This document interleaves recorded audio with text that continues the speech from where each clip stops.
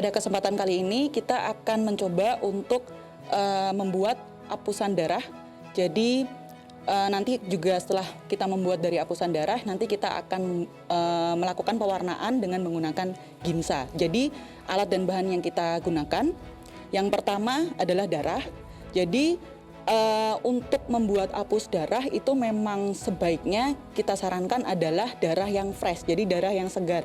Jadi sebisa mungkin kalau kita mengambil darah dari hewan seperti itu langsung kita buat apusannya. Jadi itu adalah yang paling bagus nanti untuk pewarnaannya atau hasil dari apusan darah. Tetapi apabila memang tidak memungkinkan, kita juga bisa menggunakan darah yang sudah diberikan oleh antikoagulan. Jadi ini contohnya kita sudah mempunyai darah yang sudah kita berikan antikoagulan berupa ETA, jadi dengan tub berwarna ungu. Lalu untuk mengambil darahnya nanti kita akan juga menggunakan mikrohematokrit. Jadi untuk mikrohematokrit yang kita gunakan ini adalah yang berwarna biru. Jadi bedanya apa dengan yang berwarna merah? Kalau untuk mikrohematokrit yang berwarna biru, ini adalah mikrohematokrit tanpa antikoagulan. Karena kita menggunakan darah yang sudah kita beri antikoagulan sebelumnya, makanya kita menggunakan mikrohematokrit yang berwarna biru yang tanpa antikoagulan. Sekiranya kita ingin mengambil darah dari mencit atau tikus misalnya, menggunakan mikrohematokrit, itu biasanya kita menggunakan mikrohematokrit yang merah dengan antikoagulan. Lalu untuk alat selanjutnya adalah objek gelas. Nah, objek gelas ini nanti yang akan kita hapus itu sebisa mungkin kita tidak menyentuh bagian permukaan dari objek gelas tersebut, karena untuk mencegah kotoran dan juga mungkin sidik jari yang ada di tangan kita itu untuk menempel di sini sehingga akan merusak dari hapusan yang kita buat. Lalu kita ambil untuk objek gelas yang kedua ini sebagai spreadernya. Jadi spreadernya ini karena kita akan menggunakan ujung bagian pendek ini, jadi kita tidak menyentuh pada bagian pinggir dari yang pendek ini. Jadi kita siapkan terlebih dahulu seperti ini. Lalu untuk bahan yang kita gunakan selanjutnya adalah metanol. Jadi metanol ini untuk memfiksasi dari apusan darah yang sudah kita buat di objek gelas. Dan untuk pewarnaannya kita menggunakan pewarnaan gimsa. Jadi gimsa nanti kita gunakan untuk pewarnaan gimsa 10%. Jadi gimsa stok ini nanti akan kita encerkan dengan larutan PBS terlebih dahulu. Jadi kita langsung saja untuk mempraktekkan bagaimana cara kita menghapus darah pada objek gelas. Jadi kita ambil darah terlebih dahulu, dan sekiranya darah ini sudah terpisah antara plasma dan juga eritrosit dan juga leukositnya, kita harus homogenkan terlebih dahulu. Jadi kita alirkan melalui dinding seperti ini, dan juga mungkin bisa kita gunakan angka 8 seperti ini. Ini untuk mencegah nanti sel-sel darah yang ada di dalam darah ini pecah. Jadi kalau kita paksakan untuk diaduk, itu akan pecah nanti atau lisis. Kita siapkan dulu untuk mikrohematokritnya. Jadi setelah darah homogen, kita siapkan untuk objek gelasnya. Kita ambil darahnya.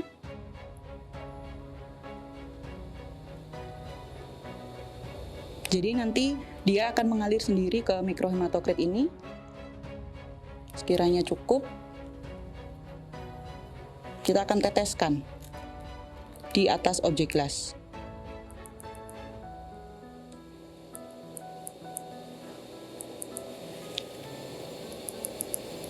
Kita meneteskan secukupnya, tapi mungkin nanti akan kita pelajari bagaimana triknya apabila nanti mungkin yang kita teteskan darahnya terlalu banyak. Kita ambil untuk objek gelas yang kedua sebagai spreadernya.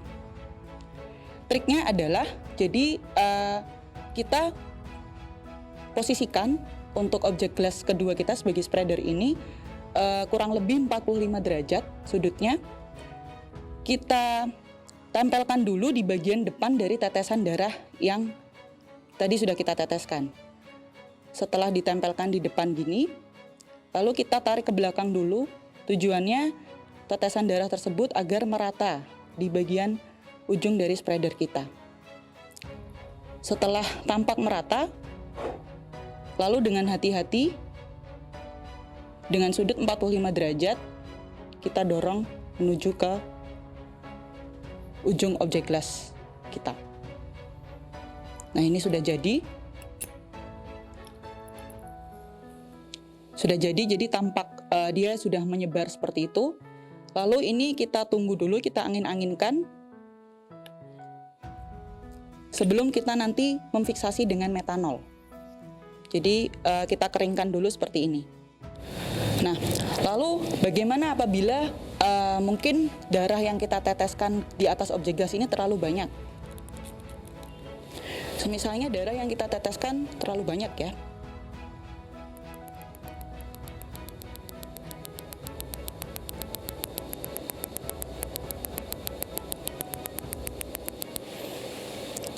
Jadi misalnya seperti itu. Nah, sama seperti tadi. Jadi mungkin kita tempelkan dulu spreader kita di depan dari tetesan darah, lalu kita tarik ke belakang sehingga darah bisa menyebar di ujung spreader. Kalau misalnya ini langsung kita dorong, nanti apusan yang kita buat akan terlalu tebal, tidak bisa kita identifikasi untuk sel di dalamnya. Sehingga triknya adalah setelah semua menyebar seperti ini, kita angkat dulu, kita bawa ke depan, baru kita spread seperti ini. Jadi apusan yang kita hasilkan di sini tidak terlalu tebal, gitu. Untuk ujungnya bisa kita lap saja dengan menggunakan tisu mungkin.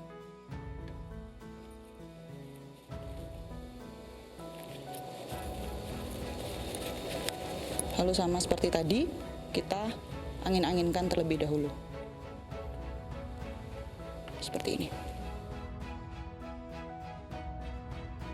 Untuk selanjutnya, kita akan memfiksasi dari apusan darah yang tadi sudah kita buat.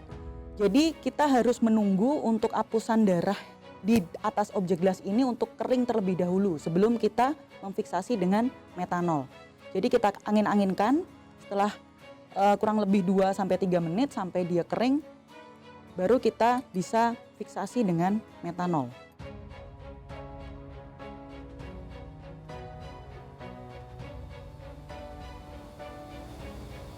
Jadi kita teteskan di atas permukaan apusan darah yang sudah kering. Seperti ini.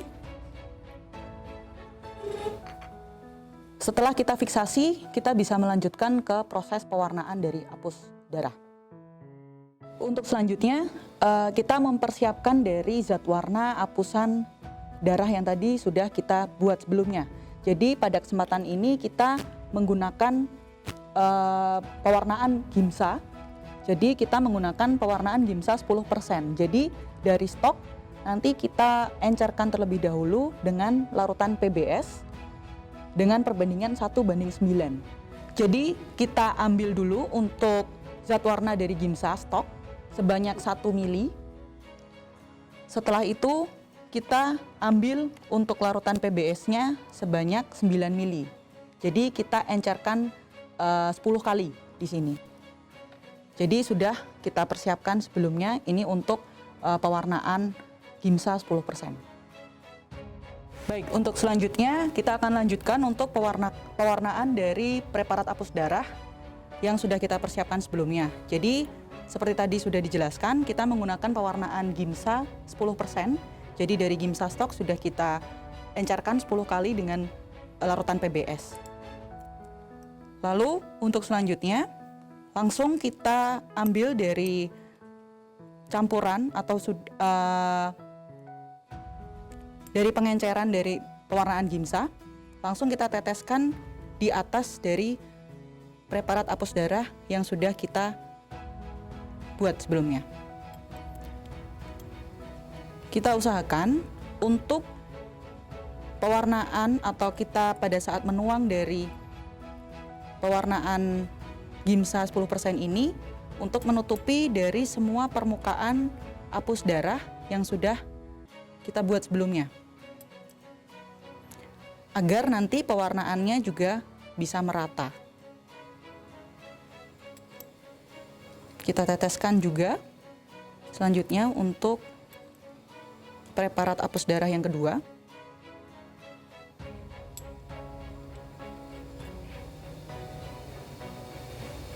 Apabila memang pewarnaan dari Gimsa 10% yang sudah kita siapkan sebelumnya itu tidak cukup, bisa kita buat lagi dengan perbandingan yang sama. Jadi tergantung dari preparat apus darah yang akan kita buat. Baik, kurang lebih seperti ini. Lalu kita tunggu untuk proses pewarnaan dari Gimsa 10% ini selama kurang lebih 20-40 menit. Kita biarkan agar pewarnaan ini dapat bekerja untuk bisa mewarnai dari preparat apus darah ini. Setelah kita membuat dan melakukan pewarnaan preparat apus darah yang akan kita gunakan untuk penghitungan diferensial leukosit secara relatif dan juga untuk memeriksa morfologi sel darah, hal selanjutnya yang perlu kita lakukan adalah mengevaluasi terlebih dahulu preparat apus darah sebelum nantinya diperiksa di bawah mikroskop. Pada gambar ini diperlihatkan contoh dari preparat apus darah yang baik, yang selanjutnya kita bisa gunakan untuk pemeriksaan di bawah mikroskop. Jadi ada beberapa ciri fitur preparat apus darah yang dibuat dengan baik. Jadi yang pertama, preparat apus darah harus memenuhi 2/3 hingga 3/4 panjang slide di atas objek gelas. Ini berfungsi untuk menyediakan area yang luas untuk pemeriksaan morfologi ataupun penghitungan diferensial leukosit. Yang kedua, preparat ini harus halus tanpa adanya penyimpangan, lubang, ataupun goresan di permukaannya. Dan yang ketiga, seluruh tetes darah yang diteteskan di atas objek gelas atau di atas preparat apus darah itu dapat disebarkan secara sempurna. Pada gambar ini diperlihatkan beberapa contoh preparat yang kurang sempurna yang bisa diakibatkan oleh berbagai hal. Jadi untuk gambar A, ini tampak bahwa apusannya kurang rata, jadi tidak halus. Ini bisa diakibatkan karena ujung dari spreader itu tidak halus atau tidak rata, dikarenakan mungkin karena debu atau kotor atau mungkin dari ujung spreader tersebut itu mengalami pecah sehingga menimbulkan apusan yang dihasilkan tidak rata. Untuk gambar yang B, ini tampak bahwa apusan darahnya putus-putus. Ini diakibatkan karena kita ragu-ragu untuk mendorong dari spreader tersebut sehingga menghasilkan preparat apus darah yang putus-putus. Untuk gambar yang C, ini bisa diakibatkan karena terlalu buru-buru untuk mendorong dari darah sehingga preparat yang dihasilkan hanya pendek. Untuk yang D ini adalah akibat dari sedikitnya darah yang diteteskan pada atas objek gelas. Lalu untuk gambar E ini tetesan darah tidak disebarkan secara merata. Mungkin karena permukaan dari objek gelas itu kotor. Dan untuk yang F, ini bisa diakibatkan juga karena permukaan dari objek gelas ini kotor. Lalu untuk gambar yang G, ini bisa diakibatkan karena tekanan dari spreader ini tidak merata dari ujung ke ujung sehingga mengakibatkan apusan yang dihasilkan juga tidak merata. Lalu untuk yang terakhir, yang H, gambar H, ini bisa diakibatkan karena terlalu lama darah ini di atas permukaan objek gelas sehingga sudah mengering sebelumnya. Pada gambar selanjutnya ini terlihat bagian-bagian dari preparat apus darah karena kita harus tahu di bagian mana yang paling ideal untuk kita bisa melakukan pemeriksaan morfologi sel darah serta menghitung diferensial leukosit nantinya. Di bagian tepi kanan ini adalah bagian pangkal di tempat kita meneteskan darah di atas objek gelas. Pada bagian ini, apusan darah sangat tebal, Sehingga kita tidak bisa melakukan pemeriksaan di bagian ini karena nanti di bawah mikroskop sel darahnya akan bertumpuk-tumpuk. Sebaliknya di bagian tepi kiri ini adalah bagian ujung yang biasa disebut dengan tail end atau feather edge. Di area ini juga tidak ideal untuk dilakukan pemeriksaan karena apusan darahnya sangat tipis. Oleh karena itu, bagian paling ideal adalah di bagian counting atau examination area ini yang sudah digambarkan. Di bagian ini adalah bagian tengah tetapi tidak terlalu ujung. Jadi area ini paling ideal karena ini adalah tempat di mana kita bisa menemukan monolayer dari sel darah sehingga kita tidak menemukan sel darah yang bertumpuk-tumpuk tetapi juga sel darahnya tidak terlalu jarang sehingga kita bisa melakukan pemeriksaan morfologi dan juga melakukan penghitungan diferensial leukosit dengan baik. Selanjutnya, gambar ini menunjukkan evaluasi dari preparat hapus darah di bawah mikroskop dengan perbesaran objektif 40 kali. Jadi, di sini kita bisa lihat untuk gambar yang pertama pada bagian kiri, jadi di area tail end pada preparat hapus darah, tampak bahwa sel darah jarang-jarang dan ada bagian yang berlubang-lubang di antara sel-sel darah merah tersebut. Jadi, daerah ini tidak ideal untuk dilakukan pemeriksaan. Lalu sebaliknya, pada bagian atau gambar paling kanan, ini adalah bagian pangkal. Ini juga tidak ideal karena bisa kita lihat sel darahnya ini bertumpuk-tumpuk karena terlalu tebal hapusannya. Jadi tidak ideal sekali lagi. Sedangkan di bagian tengah preparat, di sini dengan perbesaran 40 kali objektif, tampak monolayer dari sel darah. Jadi ini adalah tempat paling ideal untuk kita melakukan pemeriksaan morfologi sel darah dan juga penghitungan diferensial leukosit secara relatif. Setelah kita memutuskan tempat paling ideal untuk penghitungan diferensial leukosit, kita selanjutnya harus memilih metode penghitungan diferensial leukosit yang kita inginkan. Jadi kurang lebih ada 3 metode yang kita kenal saat ini untuk penghitungan diferensial leukosit. Yang pertama adalah metode Battleman. Untuk metode ini, kita melakukan penghitungan dari bawah ke atas dulu, atau sebaliknya, dari atas ke bawah, lalu geser ke kanan, dan dilanjutkan ke arah sebaliknya ke bawah atau ke atas. Jadi untuk gambar di slide ini, metode Battleman dimulai dari bawah ke atas, lalu ke kanan, kemudian ke bawah, dan seterusnya. Metode kedua adalah longitudinal atau straight edge. Di sini bisa dibilang arahnya merupakan kebalikan dari Battleman method, di mana kita melakukan penghitungan dari kiri ke kanan dulu, lalu ke bawah, ke kiri, dan seterusnya. Dan metode ketiga adalah metode cross-seksional, di mana arah dari penghitungan adalah miring ke atas, lalu miring ke bawah, dan seterusnya. Tetapi metode penghitungan ini mungkin sedikit lebih sulit daripada kedua penghitungan yang lain, karena kita tidak bisa menggeser lensa objektif mikroskop langsung miring ke atas. Kita hanya bisa menggeser lensa objektif tersebut ke kanan, ke kiri, atau ke atas, ke bawah. Tetapi pada prinsipnya kita bisa memilih salah satu dari metode penghitungan diferensial leukosit tersebut. Untuk melakukan penghitungan relatif, kita membutuhkan alat bantu yaitu differential blood cell counter. Jadi ini ada macam-macam bentuknya.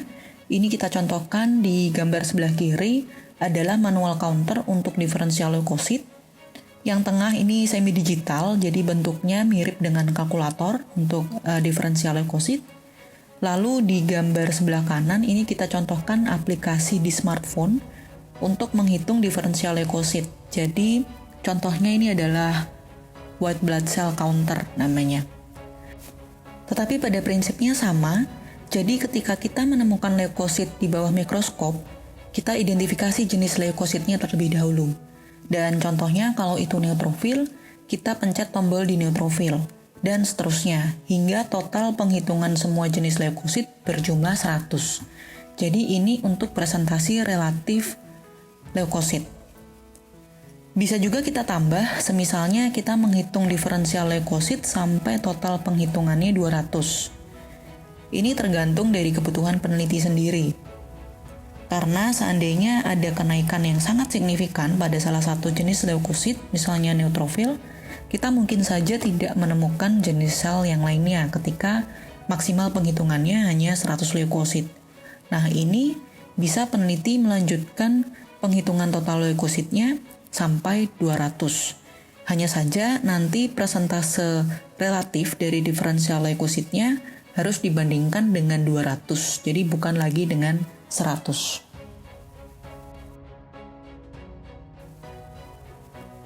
Di slide ini kita contohkan bahwa setelah penghitungan diferensial leukosit yang sudah dilakukan, di dalam tabel didapatkan jumlah basofil ada 1, lalu jumlah eosinofil ada 9, neutrofil band 14, monosit 21, limfosit 16, neutrofil segmented 39, sehingga totalnya adalah 100. Dan angka-angka ini adalah yang kita sebut sebagai relative count atau nilai relatif dari masing-masing jenis leukosit. Satuannya tentu saja adalah persen. Jadi, didapatkan dari masing-masing jumlah relatif leukosit dibandingkan dengan 100 totalnya. Tetapi sekali lagi, ketika tadi kita menghitung relatif sampai dengan 200 leukosit, kita harus membandingkannya dengan 200. Jadi, persentasenya. Angka-angka ini yang nanti selanjutnya kita gunakan untuk menghitung nilai absolut dari masing-masing leukosit. Jadi untuk menghitung nilai absolut atau absolute count dari masing-masing leukosit, rumusnya adalah relative count atau nilai relatif dikalikan dengan nilai total leukosit yang kita dapatkan dari penghitungan di hemositometer. Di sini kita contohkan total leukosit yang kita dapatkan adalah 12.000 sel per mikroliter. Lalu, angka ini akan kita kalikan dengan nilai relatif dari masing-masing leukosit. Sehingga kita bisa dapatkan nilai absolut dari masing-masing leukosit di dalam darah per mikroliternya. Di sini, misalnya saja untuk segmented neutrophil, tadi kita dapatkan penghitungan relatifnya adalah 39%, kita kalikan dengan total leukosit 12.000, sehingga nilai absolut dari segmented neutrophil adalah 4.680 sel per mikroliter. Dan seterusnya. Lalu, apakah kegunaan dari kita harus menghitung nilai absolut dari diferensial leukosit? Jadi, nilai absolut ini yang kita gunakan untuk interpretasi klinis, dengan cara membandingkannya dengan nilai referensi normal dari diferensial leukosit tersebut. Semisalnya saja, untuk segmented neutrophil. Jadi di sini kita dapatkan sejumlah 4.680 sel per mikroliter. Lalu kita bandingkan dengan referensi, apakah nilai ini normal atau tidak. Jika tidak normal, apakah ini kurang dari normal atau biasa kita sebut dengan neutropenia, atau lebih tinggi daripada normal atau neutrofilia. Jadi sekali lagi, untuk interpretasi klinis adalah berdasarkan nilai absolut dari diferensial leukosit, bukan dari nilai relatifnya. Berikut ini kita berikan contoh bentuk dan morfologi dari leukosit mamalia. Ini kita ambil contohnya adalah leukosit anjing dari textbook Scum Veterinary Hematology. Jadi di gambar-gambar ini menggunakan pengecatan Wright-Giemsa, dan di sini tampak gambar A adalah neutrofil dengan ciri-cirinya adalah granulnya pada pengecatan Wright-Giemsa ini berwarna netral, berbeda dengan gambar B. Gambar B adalah eosinofil, jadi warna dari granulnya adalah eosinofilik atau lebih berwarna merah. Lalu di gambar C bagian tengah ini adalah monosit yang dikelilingi oleh neutrofil segmented. Untuk gambar D ini adalah contoh dari morfologi limfosit yang juga dicirikan secara spesifik dengan tidak adanya segmented inti sel, jadi inti selnya ini tidak bersegmen dan juga inti selnya memenuhi dari sitoplasmanya. Untuk gambar E, ini adalah contoh dari gambar limfosit juga yang ditunjukkan dengan panah. Lalu di bagian bawahnya ini adalah contoh dari basofil, di mana ciri-cirinya granulnya tercat basofilik atau lebih keunguan. Lalu selanjutnya adalah contoh leukosit dari unggas. Di sini kita juga mengambil contoh dari textbook Scalm Veterinary Hematology yang menggunakan pengecatan red gimsa. Jadi di sini di gambar A ini tampak ada limfosit di bagian kiri, lalu ada monosit di bagian kanan, lalu di bagian bawah ada heterofil. Jadi heterofil pada unggas pada pengecatan red gimsa memang dia tercat lebih eosinofilik dibandingkan dengan neutrofil pada mamalia. Dan untuk gambar B, ini tampak ada trombosit di bagian atas, lalu di bagian bawah ini ada basofil yang tercat untuk granulnya lebih basofilik.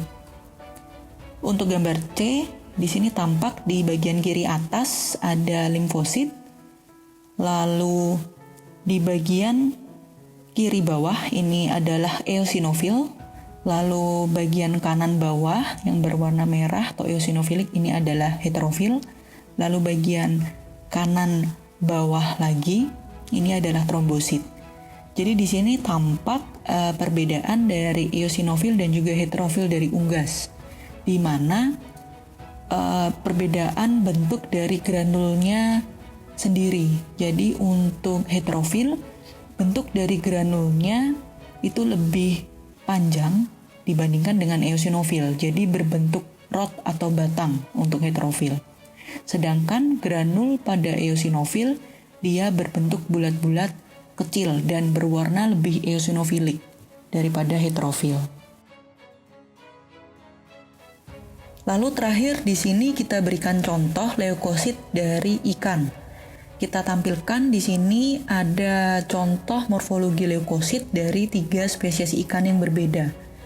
Gambar-gambar ini kita ambil dari penelitian di Departemen Patologi Klinik Fakultas Kedokteran Hewan UGM untuk identifikasi morfologi sel darah ikan nila, ikan mas, dan juga ikan zebra.